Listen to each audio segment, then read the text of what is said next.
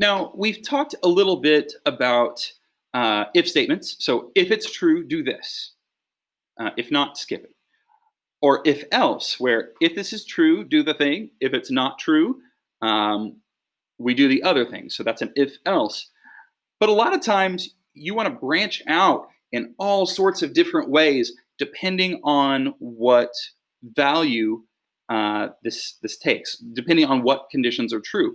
So you might have 5 or 6 different paths that your program can take. So the way we can do that is with if, else, if, else. So this right here is, for example, if you had 3 different paths. So if the condition is true, run this. If it's not true, we're going to keep checking different conditions. So if it's not true, we're going to check if condition B is true. So this code will run if condition A was false, because if A is true, this code runs and we ignore everything else. So this is only going to run if A is false and B is true. And then we still have an else statement down here. Now this is going to run if this condition is false and this condition is false. So this is going to run if none of the other paths before it got taken.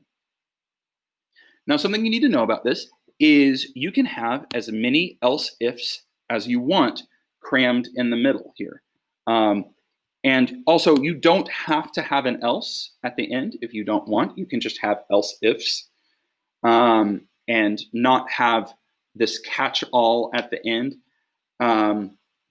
So if you do if, and then you can do else if after else if after else if and just check all of these different conditions. And then if you want, you can put an else at the end to catch anything else that didn't get caught before.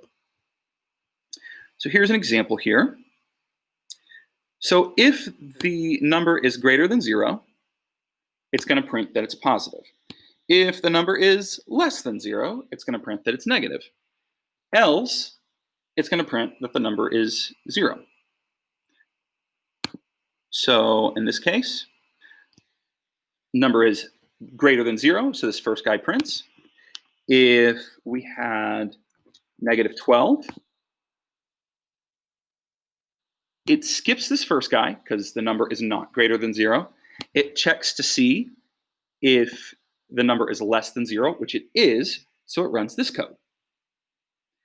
And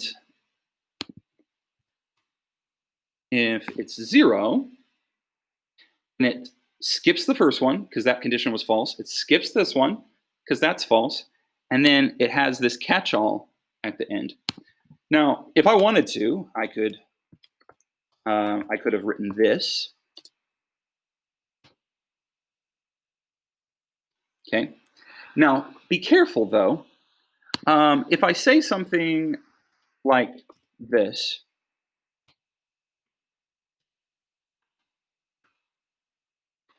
you might look at this code and say, oh, well, if it's 4, then it's going to print the number is 4.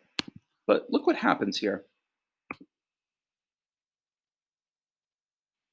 Why didn't it do this? It said, hey, if the number is 4, do 4. No, that's not what it said. It said, if the number is greater than 0, print that it's positive and skip all the rest. Because all of these are connected to this first statement. This is branching paths. It can't take 2 of the same paths. Now, if I wanted it to do something like that, I could turn all of these into if statements. Now, the first one is not dependent on the second one. So both of these are going to get picked up. It's going to say, oh yeah, it's positive and it's 4, because these are all separate if statements. They're not connected as, you know, hey, these are separate paths and you can only take one. So that's how if statements work, and else if you want to do a bunch of branching paths.